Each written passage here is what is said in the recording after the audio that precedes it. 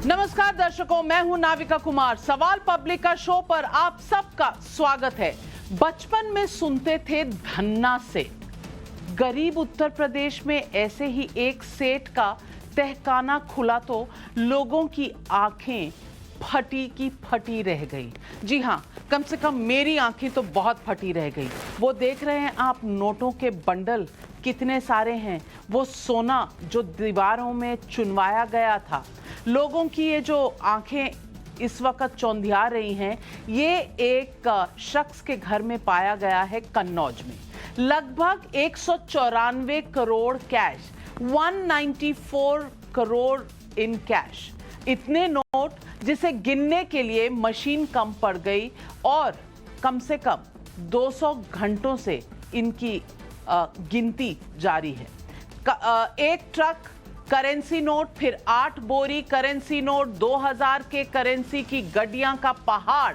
सोचिए, एक आम आदमी इस देश में टमाटर प्याज की बढ़ती कीमतों को लेकर सिर पटक रहा है और 100 रुपए पार पेट्रोल की कीमत देकर जल भून रहा है, और इधर नोटों के बंडल पर बंडल मिले जा रहे हैं। चल क्या रहा है उत्तर प्रदेश में? आज यही सवाल पब्लिक का शो में हम पूछेंगे और यही आज का मुद्दा है। मुद्दे पर आएंगे, लेकिन उससे पहले आज की टॉप 3 हेडलाइंस देख लेते हैं। इलेक्शन कमीशन और हेल्थ मिनिस्ट्री ने चुनावी राज्यों में वैक्सीनेशन तेज करने की अपील की है। आज दोनों संस्थाओं के अधिकारियों ने लंबी मीटिंग की। हेल्थ सेक्रेटरी राजेश भूषण ने कहा है कि ओमिक्रॉन पर हालात कंट्रोल में हैं। वैक्सीनेशन के लिए 5 दिन बाद 1 जनवरी से 15 से 18 साल तक के बच्चों का रजिस्ट्रेशन कोविन ऐप के जरिए शुरू हो जाएगा। अगर बच्चे का आधार कार्ड नहीं है तो 10वीं क्लास का आई कार्ड भी मान्य होगा। दूसरी बड़ी खबर, पंजाब चुनाव से पहले चंडीगढ़ म्युनिसिपल कॉर्पोरेशन के चुनाव में आम आदमी पार्टी सबसे बड़ी पार्टी बनकर सामने आई है। 35 में 14 सीटें आम आदमी पार्टी को मिली। दूसरे नंबर पर बीजेपी 12 सीटें लेकर आई है। कांग्रेस को 8 सीटें मिली हैं, वो तीसरे नंबर पे है। अकाली दल को सिर्फ 1 सीट का संतोष करना पड़ा है। और पंजाब चुनाव से पहले कैप्टन की पार्टी और बीजेपी में आज दिल्ली में समझौता भी हो गया। दिल्ली में अमित शाह के घर पर कैप्टन अमरिंदर सिंह, सुखदेव सिंह ढींडसा और बीजेपी नेताओं की मीटिंग हुई और चुनाव की सीटों पर चर्चा हुई। आज हिमाचल प्रदेश में प्रधानमंत्री नरेंद्र मोदी ने 11,000 करोड़ की योजनाओं की शुरुआत की। मंडी में पब्लिक मीटिंग में प्रधानमंत्री ने यह आरोप लगाया कि देश में 2 मॉडल चल रहे हैं। पहले मॉडल में सबका साथ सबका विकास है, दूसरे मॉडल में परिवार का विकास है और खुद का स्वार्थ है। तो ये थी आज की 3 बड़ी खबरें।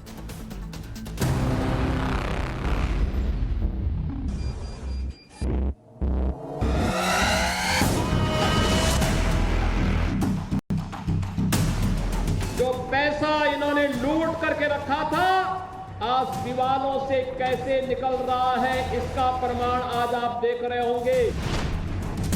केंद्र सरकार, भारतीय जनता पार्टी, आपकी नोटबंदी की जो पॉलिसी थी वो फेल है, फेल है, फेल है। सपा का चरित्र सब लोगों ने देखा है। कांग्रेस के चरित्र को लोग बहुत अच्छे से जानते हैं। इनका विकास से कोई सरोकार नहीं। जब जब सरकारों में आते हैं, समाजवादी पार्टी के 3 लोगों के यहाँ रेड हुआ, कुछ भी नहीं मिला कहीं भी।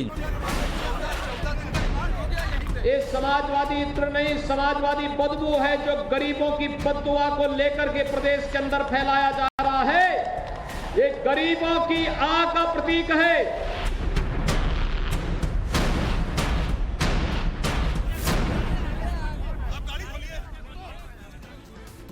अब दोबारा से इत्र और उसके कारोबारियों पर लौटते हैं, जिसे लेकर उत्तर प्रदेश के चुनाव से पहले घमासान मचा हुआ है।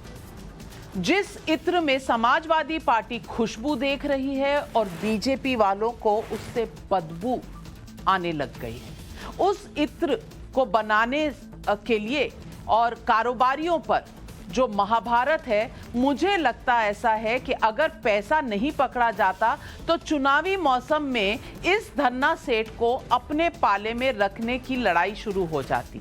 पैसा पकड़ा गया तो पीयूष जैन, पंपी जैन किसका आदमी है, इस पर तू मैं चल रही है। मुख्यमंत्री योगी तो इस छापेमारी को नोटबंदी से जोड़ रहे हैं। क्या कह रहे हैं, आइए सुनते हैं योगी आदित्यनाथ जी से। ये समाजवादी इत्र नहीं, समाजवादी बदबू है जो गरीबों की बददुआ को लेकर के प्रदेश के अंदर फैलाया जा रहा है। ये गरीबों की आह का प्रतीक है। किसी गरीब को मकान से, किसी गरीब को अन्न से, किसी गरीब को शासन के अन्य योजनाओं से वंचित करके जो पैसा इन्होंने लूट करके रखा था, आज दीवालों से कैसे निकल रहा है, इसका प्रमाण आज आप देख रहे होंगे। योगी आदित्यनाथ और उनके डेप्यूटी यूपी में इस बड़ी छापेमारी को समाजवादी पार्टी से जोड़ रहे हैं। दूसरी तरफ अखिलेश यादव का पूरा कुंभा कारोबारी जैन को बीजेपी से एसोसिएट कर रहा है। और आइए देखते हैं, ये अखिलेश यादव का ट्वीट है, झूठ के फूल उन्होंने कहा और ये उन्होंने ट्वीट कर दिया। ये अखिलेश यादव ने 2 दिन पहले का ट्वीट, झूठ के फूल की मिल गई जड़, भाजपा का गिरते स्तर का शिखर, यूपी कहे आज का नहीं चाहिए भाजपा। तो ये शिखर पान मसाला है, इससे जोड़ रहे हैं अखिलेश यादव जी। और शिखर पान मसाला का पीयूष जैन से क्या लेना देना है, अभी तक ये पता नहीं चला है, कम से कम सार्वजनिक तौर से। लेकिन अखिलेश यादव जी की सुने तो इन्होंने तो जोड़ ही दिया है। अब देखें तो कानपुर से कन्नौज तक 22 दिसंबर से शुरू छापेमारी में क्या मिला, उसकी पूरी फहरिस्त लिस्ट आपको दिखाना चाहती हूं और ये आधिकारिक तौर पर जारी की है। इसमें क्या क्या है मैं उसे ग्राफिक के जरिए आपको दिखाना चाहती हूँ। 22 दिसंबर को जो कार्रवाई शुरू हुई, इसमें ये सारे नोट आप देख रहे हैं। ये 500 रुपए के यहाँ गांधी जी हैं, यहाँ 2000 रुपए पे गांधी जी हैं। ये जो डायरेक्टरेट जनरल है जीएसटी का, उनका स्टेटमेंट है। पीयूष जैन के कानपुर वाले घर से 177 करोड़ जब्त हुए हैं, ऐसा उनका कहना है।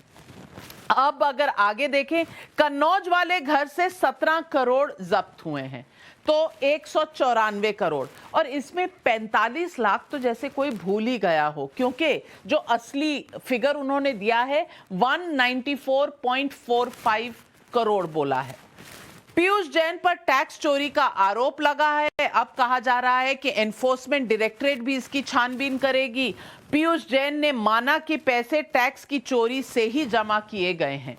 अब सीजीएसटी यानी सेंट्रल जीएसटी एक्ट की धारा 132 के तहत मामला दर्ज हो चुका है।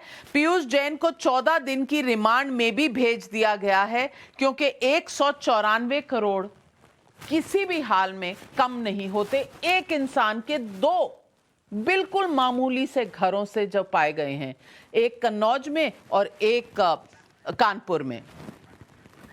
पीयूष जैन को से जो भी मिला उसकी लिस्ट आपने देखी। नोटों की गड्डियां और दूसरी कीमतें, सामान की रिकवरी में वीडियो आप लगातार टाइम्स नाउ नवभारत पर देख ही रहे हैं। एक सबसे नया वीडियो आया है जो किसी फिल्मी सीन की तरह है।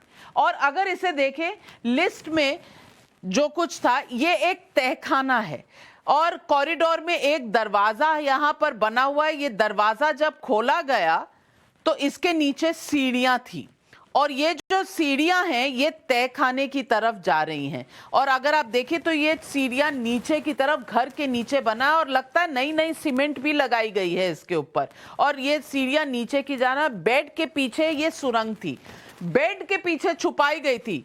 और अगर आप सुरंग के अंदर से जाएं नीचे तहखाने में, तो कॉरिडोर के दरवाजे से होते हुए आप तहखाने में जब पहुंचे तो सेफ में जाने की सीढ़ियां हैं। और ये देखिए सेफ में क्या है, सेफ के अंदर सोना दबा हुआ है, इसके अंदर नोटों के बंडल भी मिले हैं। और यहां पर कहा जा रहा है कई kilogram sandalwood oil, 600 kilogram sandalwood oil, जिससे शायद ये इत्र का काम होता था, वो भी पाए गए हैं। तो नोटों की गड्डियां, 23 किलो सोना, 600 किलो सैंडलवुड का तेल, विजुअल देखा आपने। लेकिन एक सवाल जिसका जवाब आम लोग जानना चाहते हैं कि ये पीयूष जैन पकड़ा कैसे गया। इसके बारे में जो जानकारी अब तक सार्वजनिक हुई है, आइए आपसे साझा कर लें। अहमदाबाद में 3 महीने पहले एक ट्रक पकड़ा गया था। इस ट्रक में पान मसाला था, और ये जो ट्रक है 3 महीने पहले 4 ट्रक पकड़े गए थे। करीब 200 फर्जी इनवॉइस यानी कि बिल इससे जब्त हुए थे। सभी बिल 50,000 से कम के थे, क्योंकि 50,000 से ऊपर हो तो पैन कार्ड की जरूरत पड़ती है। एक ट्रक गणपति ट्रांसपोर्टर प्रवीण जैन का था, और प्रवीण पीयूष जैन का रिश्तेदार है। तो ये कारोबार अहमदाबाद से लेकर उत्तर प्रदेश तक चल रहा था। डीजीजीआई की जब कार्रवाई शुरू हुई तो पता चला कि इनके तार जुड़े हुए हैं कानपुर और कन्नौज में। फर्जी बिल और पीयूष जैन का कनेक्शन मिला, तब डायरेक्टरेट ऑफ इंटेलिजेंस जीएसटी में पीयूष जैन के ठिकानों पर छापेमारी हुई, और छापेमारी के बाद ये 194 करोड़ से ज्यादा का कैश और करोड़ों की संपत्ति भी मिली पीयूष जैन के घर से। तो ये जो है सारा जो निकला है माल, अब दोनों में रसाकशी चल रही है उत्तर प्रदेश में। समाजवादी पार्टी का है कि बीजेपी का है। अब सवाल पब्लिक का यह है कि पीयूष जैन का तहखाना क्या समाजवादी खजाना है? एक तहखाने में 200 करोड़ ऐसे कितने और है? और यूपी चुनाव में नोटबंदी पार्ट 2 कितनों की लिस्ट तैयार है? कारोबारी पीयूष जैन किसके करीबी हैं, समाजवादी पार्टी या बीजेपी?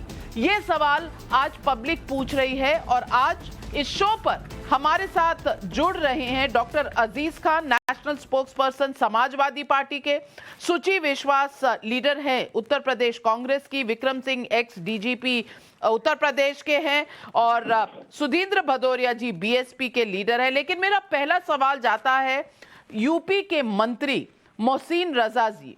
मोहसिन रजा जी, मैं आपसे पूछना चाहती हूँ, इतने तहखाने बन गए, दीवारों में सोना दबा दिया गया, 194 करोड़ मिले किसी के घर से, और उत्तर प्रदेश की सरकार को या पुलिस को, बीट कांस्टेबल को, किसी को कोई इल्म ही नहीं था। और आप बार बार ये जो वार कर रहे हैं समाजवादी पार्टी में, इसका तथ्य क्या है आपके पास? देखिए, जहां तक आपने देखा और इतनी बड़ी आपने पूरी विस्तार से सारी जानकारी पब्लिक को दी है, आपके चैनल के माध्यम से सबने देखा है। लेकिन ये जो एक परफ्यूम लॉन्च किया गया था, इत्र लॉन्च किया गया था, और वो किसका था, क्या था, वो तो आप जानती हैं उसके क्या कनेक्शंस थे। लेकिन आपने जो बात करी कि इतना बड़ा पैसा, तो जाहिर सी बात है इसका जवाब तो मुझे लगता है कि अगर समाजवादी पार्टी के मुखिया से मांगा जाए, अब मांगने की जरूरत है नहीं, जवाब तो मिल गया। इतना बड़ा रुपया, इतना बड़ा धन निकलना, और कन्नौज से लेके कानपुर तक उसके सारे तार और समाजवादी पार्टी से तार जुड़े हुए वो सामने आ गए।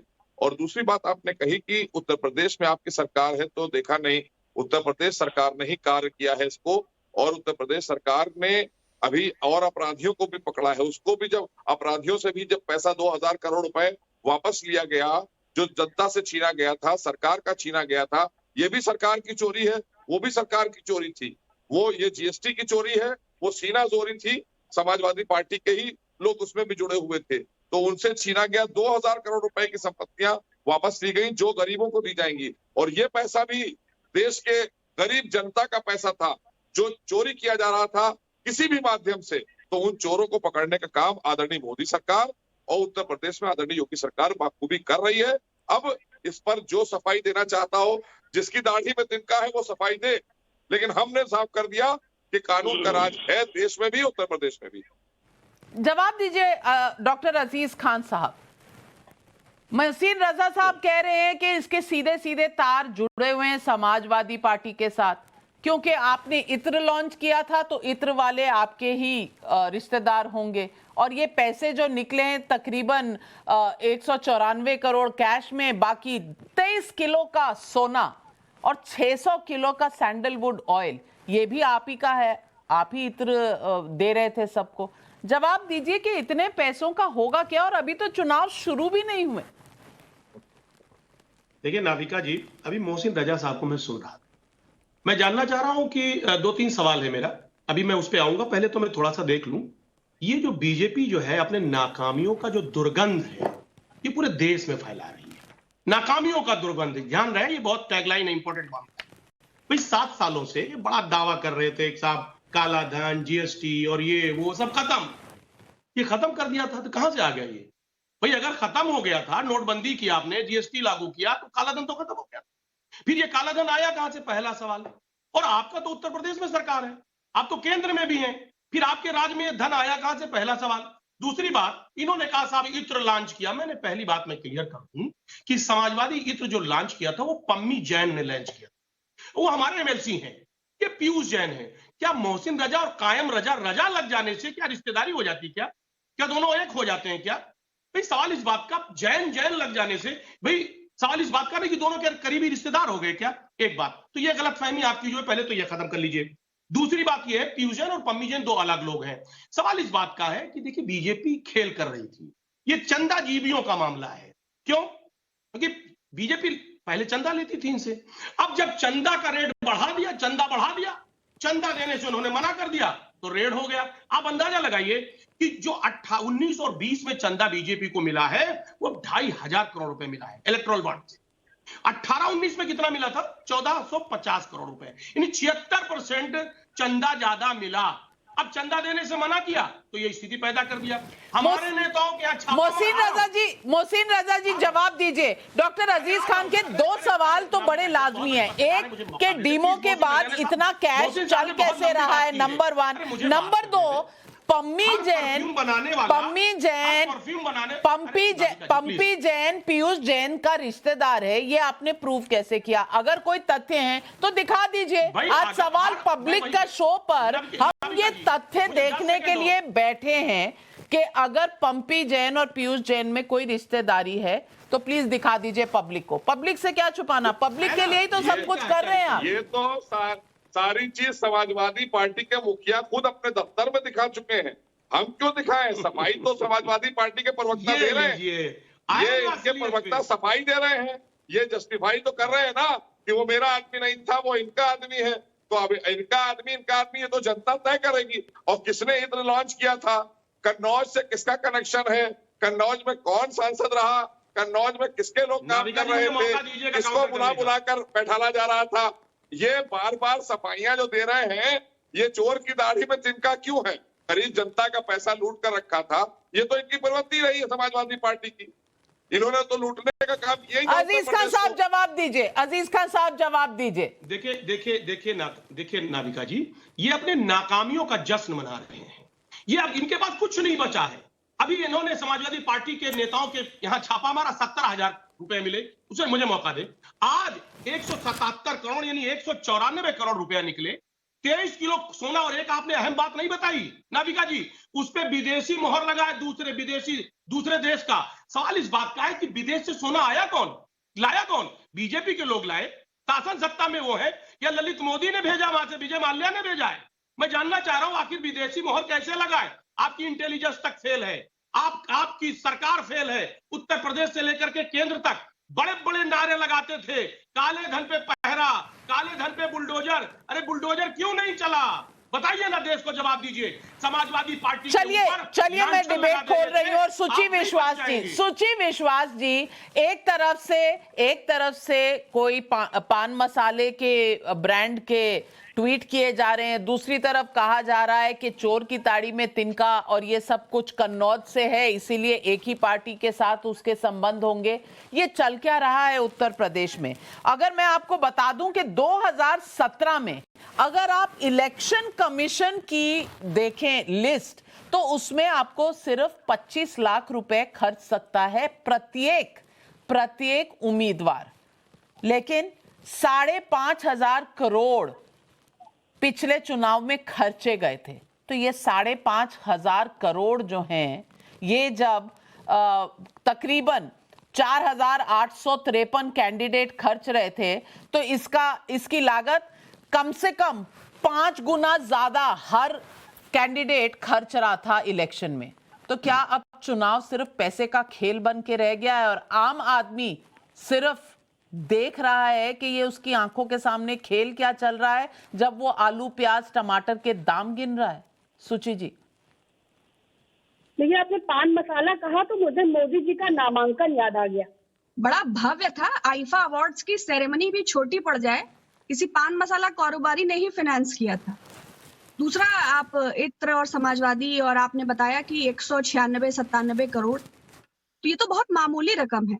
आपको याद होगा कि जो नोटबंदी वाला ऐतिहासिक फैसला लिया गया था, वो चुनाव के मद्देनजर ही उत्तर प्रदेश को फतेह करने के उद्देश्य से ही लिया गया था।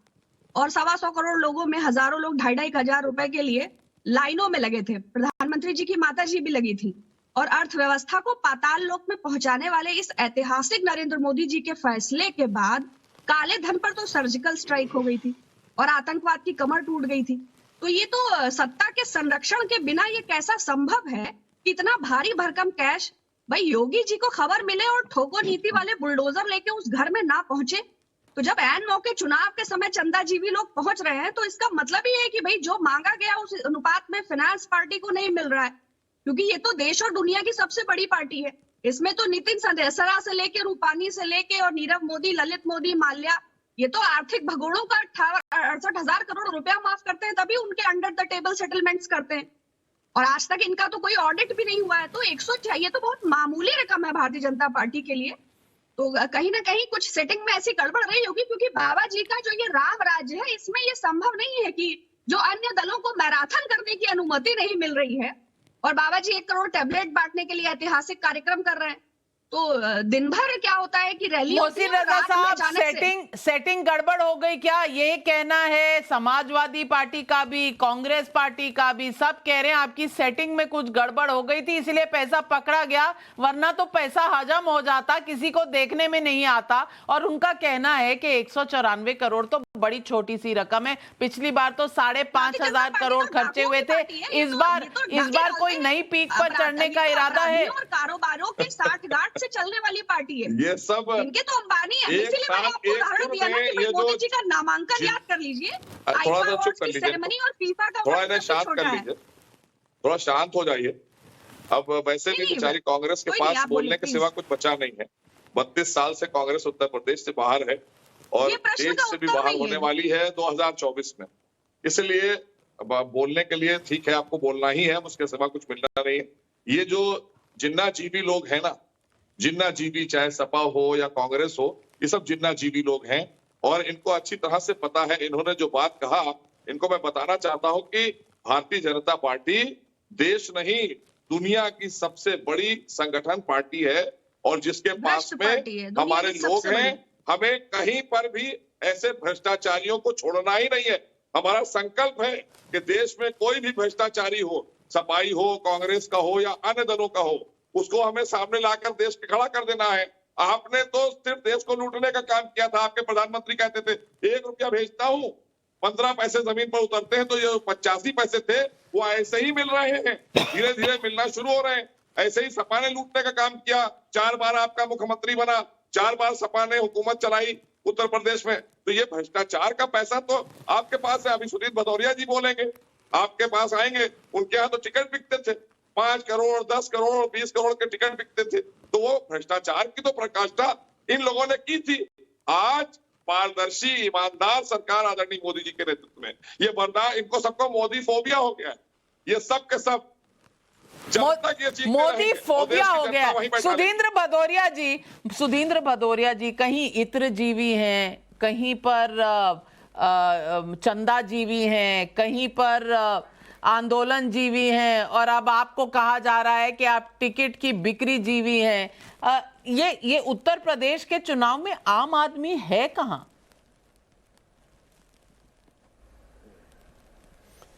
देखिए, बड़ा अफसोस की बात है कि लोग ऐसे दौर में, जब इस भारत देश में जहां 130 करोड़ लोग रहते हों और वहाँ की 1/3 से ज़्यादा जनता आधे पेट सोती है, इस ठंड में बिना घर के रह रही है।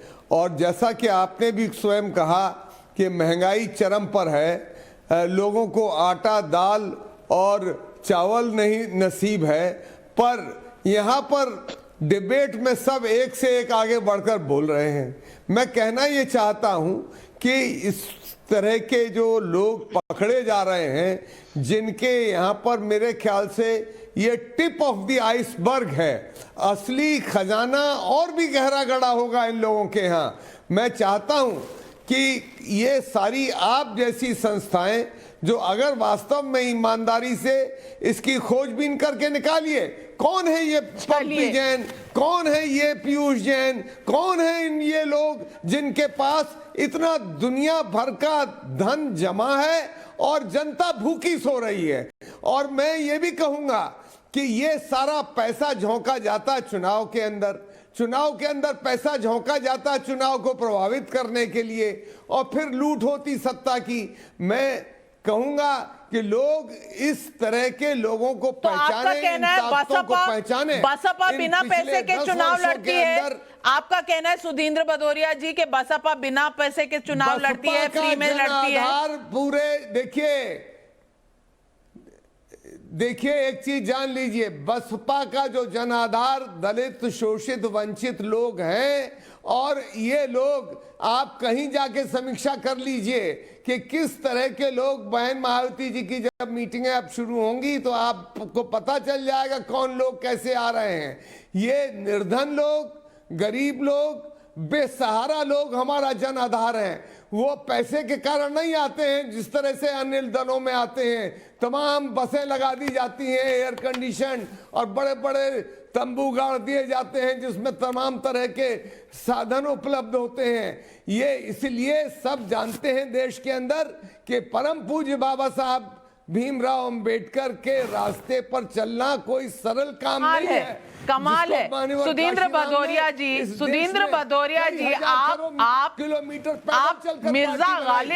मिर्जा गालिब के जन्मदिन पर मुझ पर तंज कस रहे हैं और कह रहे हैं कि आप जैसे ऑर्गेनाइजेशन पता लगा लीजिए। सरकार में आप रहे, समाजवादी पार्टी रही, कांग्रेस बहुत साल पहले पर रही उत्तर प्रदेश में, बीजेपी है, और तहकीकात हम कर लें तो कह दीजिए कि इस देश में राजनीतिक पार्टियों की जरूरत नहीं है, सिर्फ मीडिया की जरूरत है। तो मीडिया सबका कच्चा चिट्ठा खोलकर आपके सामने रख देगी। और विक्रम सिंह जी, मैं आपसे पूछना चाह रही हूँ और तथ्यों पे पूछना चाह रही हूँ, इतना सारा कैश, इतना सारा सोना यहाँ पर पाया गया, 2 घरों के बीच में 194 करोड़ और 45 लाख भूलना नहीं चाहती, क्योंकि आम आदमी के लिए 45 क्या 2 लाख भी बहुत बड़ा होता है। यहां तो 45 लाख को कोई गिन नहीं रहा, क्योंकि 194.45 करोड़ बोल रहे हैं। अब मैं आपसे पूछना चाहती हूं कि इतना पैसा गया भी होगा घर के अंदर, तो जब गया और जब चुनवाया गया दीवारों में, जब तहखाने बने, वहां पर छुपाया गया, सिर्फ पैसे के बंडल नहीं गए, सोना भी गया। 23 किलो सोना, 600 किलो सैंडलवुड ऑयल। तो विक्रम सिंह जी, ये कौन सी इंटेलिजेंस है जो पता ही नहीं चलता कि इतना सामान पड़ा? अगर आरडीएक्स पड़ा होता इतनी क्वांटिटी में तो पता नहीं कितने राज्यों का खात्मा हो गया होता। तो स्टेट इंटेलिजेंस, सेंट्रल इंटेलिजेंस भी कोई चीज है कि नहीं? ये इतना सारा पैसा, इतना सोना अंदर गया कैसे? क्या ये एक बड़ा मुद्दा नहीं है? और अब जो दोनों तरफ से तीर चल रहे हैं, एक कहता है कि बीजेपी का है, दूसरा कहता है समाजवादी पार्टी का है, पंपी जैन और पीयूष जैन की लड़ाई हो रही कि कौन किसका रिश्तेदार है। क्या पब्लिक को इसी में गुमराह किया जाएगा? नाविका जी, आपने जो सबसे महत्वपूर्ण बिंदु था वो आपने बाद में कहा, जनता को गुमराह करने के सारे प्रयास हैं और आरोप प्रत्यारोप में जनता को गुमराह किया जाए। वास्तविक पॉइंट्स केवल 4 हैं। इतनी बड़ी धनराशि और सोना कहां से आया और लॉ एनफोर्समेंट एजेंसी उससे कैसे अनभिज्ञ थी?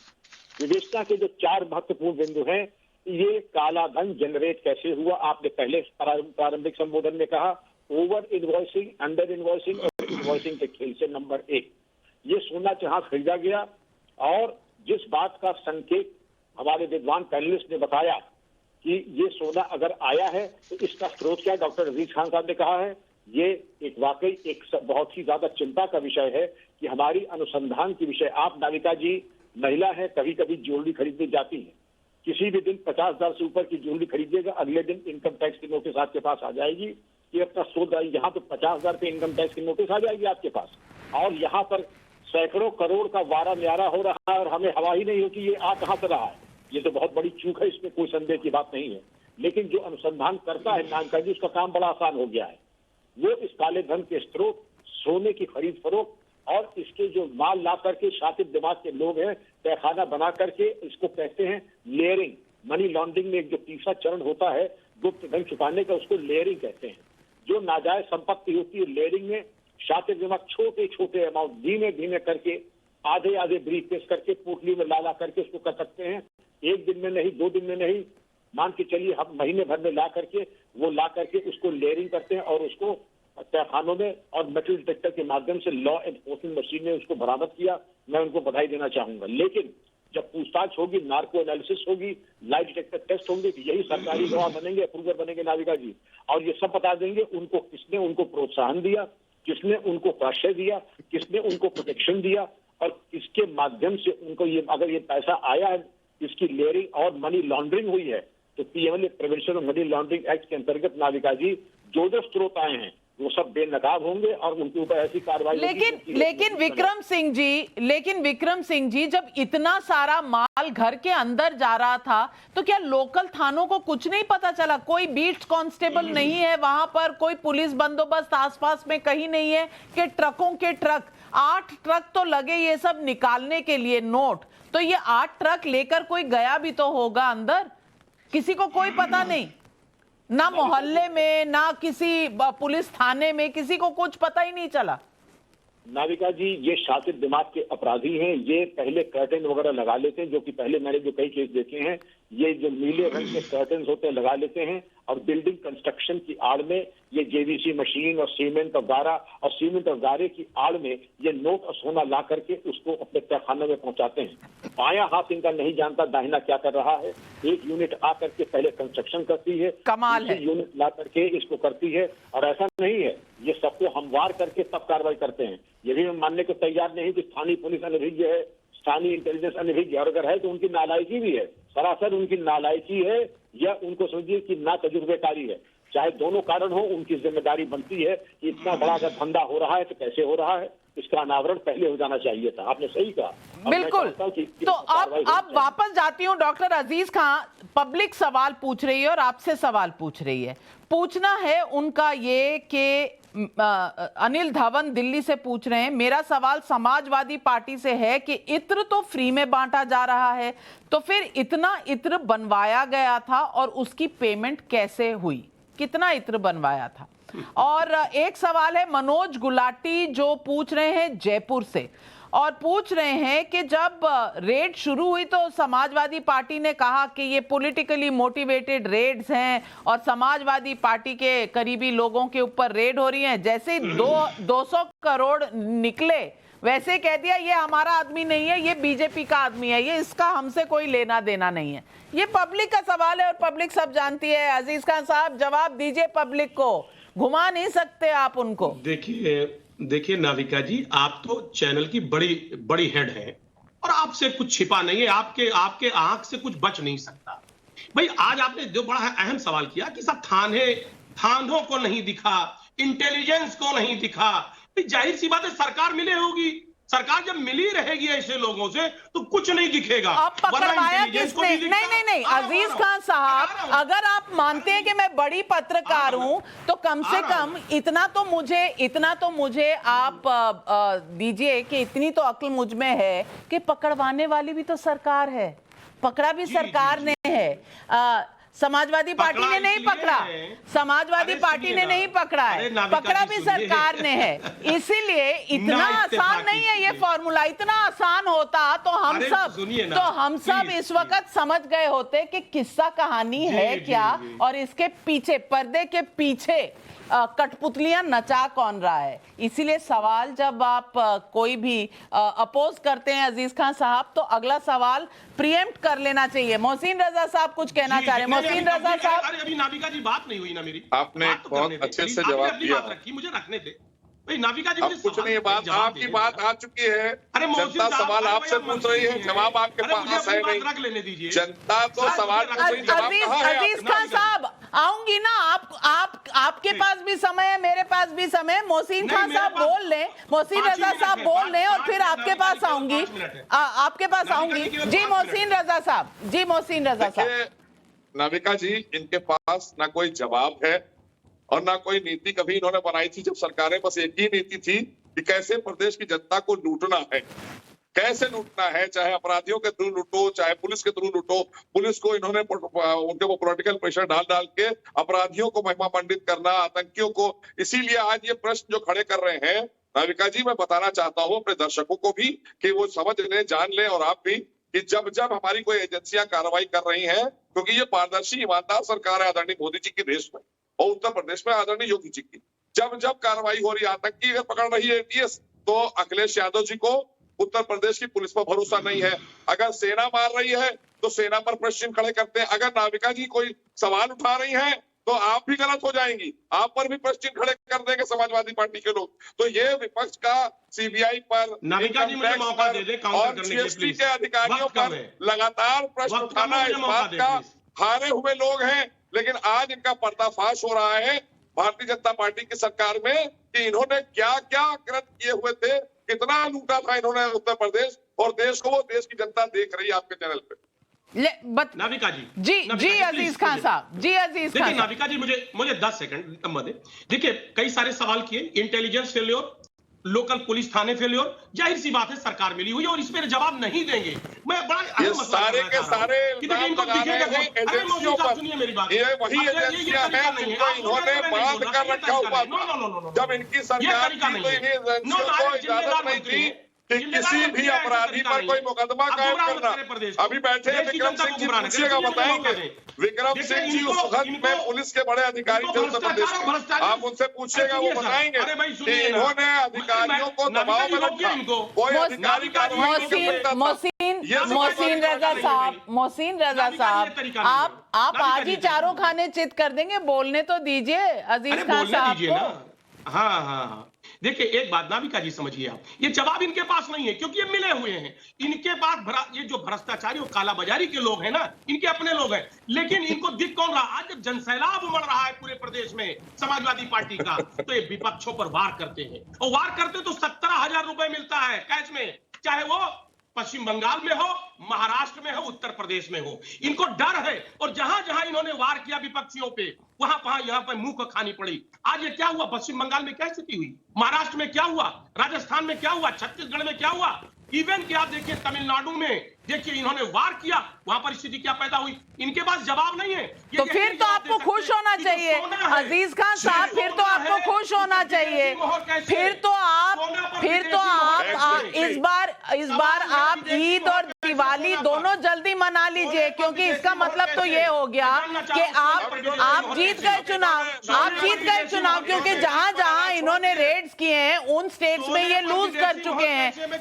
क्या यही तर्क रहेगा शुचि विश्वास जी कि जहां जहां रेड होती है वहां पर बीजेपी हारती है? तो फिर तो शायद समाजवादी पार्टी को आज ही दिवाली, ईद सब कुछ मना लेना चाहिए, होली भी।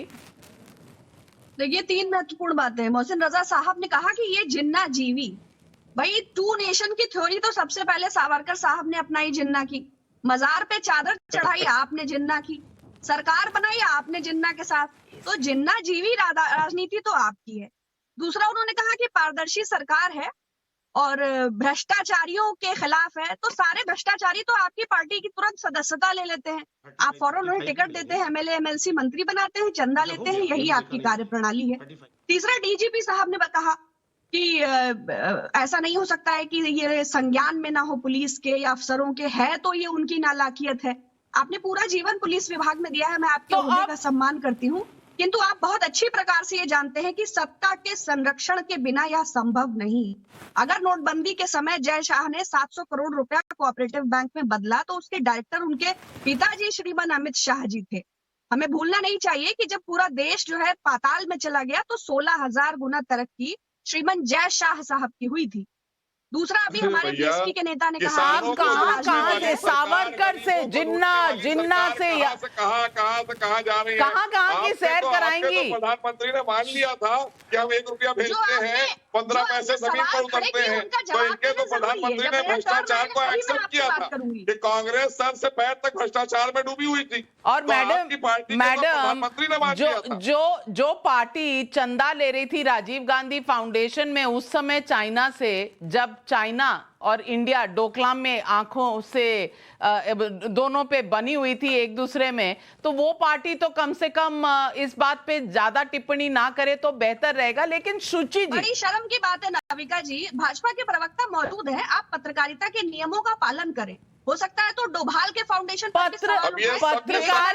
पत्रकार के नियम, पीएम केयर्स में लिए गए चंदे पर भी सवाल, पत्रकारिता के सारे नियम फॉलो कर रही हूँ, क्योंकि ये स्टोरी टाइम्स नाउ पर ही ब्रेक हुई थी। तो शुचि विश्वास जी, मुझे किसी से परमिशन लेने की जरूरत नहीं है, और जितने सवाल मुझे भाजपा से पूछने हैं उसके लिए मुझे आपकी नसीहत की भी जरूरत नहीं है। मैं पूछ रही हूँ वो भी सवाल, तो मेरा काम तो आपसे भी सवाल पूछना है, अजीज खान साहब से भी सवाल पूछना है, मोहसिन रजा साहब से भी, और सुधींद्र भदौरिया जी से भी। अब सुधींद्र भदौरिया जी, पत्रकारिता के नियमों का यहाँ पर डिबेट है, या डिबेट इस बात पर है कि कौन कितने पैसों का इस्तेमाल करता है चुनाव में। कैसे निकला? आप पूछिए कि जो जय शाह ने 700 करोड़ रुपया बदला, साफ उनकी गलती। मैडम, मैं आपके साथ पूरी डिबेट करने को तैयार हूं, लेकिन सिर्फ आज प्रदेश तक रख रही हूं क्योंकि उत्तर प्रदेश की बात चल रही है। जिस दिन आप नेशनल डिबेट करेंगी उस दिन मैं आपके साथ सारी डिबेट करूंगी, मुझे कोई आपत्ति नहीं है। मुझे आपकी योग्यता पर कोई संशय नहीं, लेकिन उत्तर प्रदेश के परिप्रेक्ष्य में देखिए नाविका जी, आपने प्रश्न मुझसे किया है तो मैं उत्तर देना चाहूंगा। मैं ये कहना चाहता हूँ, पर ये अगर ये भी बोलती रहेंगी और मैं भी बोलूंगा तो फिर उचित नहीं होगा, इन्हीं को बोल लेने दीजिए। नहीं, आप बोलिए। तो मैं ये जरूर कहूंगा कि जी हाँ, तो मैं ये कहना चाहता हूं कि आपने केवल अभी नहीं, मैंने उस समय भी देखा था जब नीरव मोदी का मामला उठा था, और उससे पहले जब बीसीसीआई में क्रिकेट के मामले में, और फिर उसके साथ साथ जब सुषमा स्वराज का मामला उठा था, तो आपने टाइम्स नाउ में रहते हुए बड़े बखूबी उस समय के मोदी जो क्रिकेट के बड़े भारी रक्षक थे तमाम तरह के भ्रष्टाचार के, उनका भी उजागर किया था। तो मैं ये ज़रूर कहूँगा कि आपका जो मैंने इसीलिए पहले कहा था कि एक प्रकार जिम्मेदारी बनती है कि ये जो गठजोड़ है इसका भी खुलासा करें, और आपने पहले भी किया, इस समय भी करना चाहिए। और मैं ये भी कहूँगा अंत में कि ये मामला बहुत संगीन है, इतना बड़ा धन संग्रह हो रहा था, सत्ता की नाक के नीचे हो रहा था, तो ये कैसे हो गया और किनके साथ तार जुड़े हुए हैं, ये भी एनफोर्समेंट एजेंसीज की जिम्मेदारी है, वो बताएं। और आपके लिए कोई बहुत मुश्किल काम नहीं है कि तो सुधींद्र भदौरिया जी, अगर एनफोर्समेंट एजेंसीज अब जांच के लिए जाएंगी, छापेमारी करेंगी, तो कम से कम आप ये तो नहीं कहेंगे कि ये सारी सरकारी एजेंसियां हैं, क्योंकि विक्रम सिंह जी, जब भी कोई भी इन्वेस्टिगेटिव एजेंसी जाती है, तहकीकात करने पहुंचती है, तो सबसे पहले क्या इल्जाम होता है उनपे कि ये तो सरकार की एजेंसियां हैं, ये तो सरकार जो कहती है वही करते हैं। कभी भी किसी भी जांच को ये निष्पक्ष जांच कहते हैं? इतना बड़ा महकमा होता है जो चलता आ रहा है, कितने दशकों से चलता आ रहा है। हर सरकार में CBI, enforcement directorate, CBDT, GST, central board of excise and taxes, ये हर महकमे में काम करते हैं, लेकिन सबसे पहले ऑपोजिशन का क्या वार रहता है? ये वार रहता है कि ये तो सरकार से ऑर्डर लेकर आए हैं, इसीलिए चुनाव के दौरान। तो ये एक तरफ क्यों नहीं होते? एक तरफ कहते हैं कि एजेंसीज को पता करना चाहिए, दूसरी तरफ एजेंसीज पर ही वार करते हैं। ये दोगुली राजनीति क्यों? ये तो नाविका जी संतोष का विषय है कि इतनी भारी भरकम धनराशि सोना बरामद हो गया। कहीं ये थाने स्तर पे 2 पुड़िया अफीम होती तो कैसे जबरदस्ती प्लांट कर दिया, लेकिन इतनी बड़ी धनराशि, इतनी बड़े सोने की बरामदगी जब हो गई तो ये भी तो नहीं कह सकते कि फर्जी बरामदगियां हैं, क्योंकि बरामदगी असली, रिकवरी जेन्युइन, ऑथेंटिक, ये कहीं प्लांट होने की संभावना नहीं। और अब तो भय इस बात का है, अगर असली तार जो असली इसके जिनके हाथ में रिमोट है उन तक पहुंच गया, तब क्या होगा जब सफल अनावरण हो जाएगा? सारा तो भय इस बात का है। लेकिन इससे अच्छा कि अंधेरे में सीटी बजाते रहो, लोगों को गाली देते रहो, इन्वेस्टिगेटिंग एजेंसीज को गाली देते रहो, कुछ तो मनोबल गिराओ इन्वेस्टिगेटिंग एजेंसीज का। लेकिन इतनी भारी रिकवरीज के बाद ये बिल्कुल कन्विंसिंग रिकवरी है नाविका जी, किसी तरह का कोई मनोबल इन्वेस्टिगेटिंग एजेंसी का नहीं गिरने वाला है, क्योंकि हाथ कंगन को आरसी किया और पढ़े लिखे को फारसी किया। इसके बाद 100 सोनार की 1 लोहार की उन्होंने प्रूव कर दिया कि ये जेन्युइन और कार्रवाई पूरी तरीके से 100% ऑथेंटिक है और इसमें कोर्ट की स्क्रूटनी के अंतर्गत सारी कार्रवाई होती है। एजेंसीज कोई आसमान नहीं है कि उनके ऊपर कोई नहीं है, एजेंसीज के ऊपर उनके सुपरवाइजरी ऑफिसर्स हैं, कोर्ट्स हैं, वो मॉनिटर करती हैं हर चीज। क्या कोर्ट्स को भी जो है हमारे राजनीतिक दल हुक्म दे देते हैं? नहीं दे सकते हैं। और इतनी बड़ी रिकवरी का तात्पर्य ही यही है कि बिल्कुल सही कार्रवाई हुई है। मैं उनको बधाई देना चाहूंगा ना। मोहसिन रजा साहब, मैं आपसे पूछना चाहती हूं और आखिर में ये सवाल पूछना चाहती हूं आपसे कि बहुत सी बयानबाजी हो रही है, अभी तक तथ्य ये नहीं आए हैं कि पीयूष जैन जिनके यहां छापेमारी हुई है, इनके तार किसके थे? आपने सीधे जोड़ दिए समाजवादी पार्टी के साथ। इसके तथ्य अगर आपके पास हैं तो जनता के सामने आने चाहिए। लेकिन मैं आपसे सवाल एक और भी पूछना चाहती हूं। अखिलेश यादव जी की पार्टी ने अगर 130 करोड़ जनवरी से मार्च में 2017 पे एडवर्टाइजिंग पर खर्चे थे, तो बीजेपी जो तब सरकार में थी भी नहीं, वो 175 करोड़ खर्च चुकी थी advertising before elections, January to March 2017 में। और मैं ये भी बताना चाहती हूं कि 10 नेशनल और रीजनल पार्टियों ने 2019 के लोकसभा चुनाव में उत्तर प्रदेश में सिर्फ 1400 करोड़ रुपए खर्चे थे ये एडवर्टाइजमेंट्स को लेके, और इसमें से आधा तो बीजेपी ने खर्चा था। तो कहीं ना कहीं से तो ये पैसे आ ही रहे होंगे ना मोहसिन रजा साहब? क्यों नहीं आएंगे? बीजेपी दुनिया की सबसे बड़ी संगठन है, सबसे बड़ा हमारे पास संगठन का ढांचा है।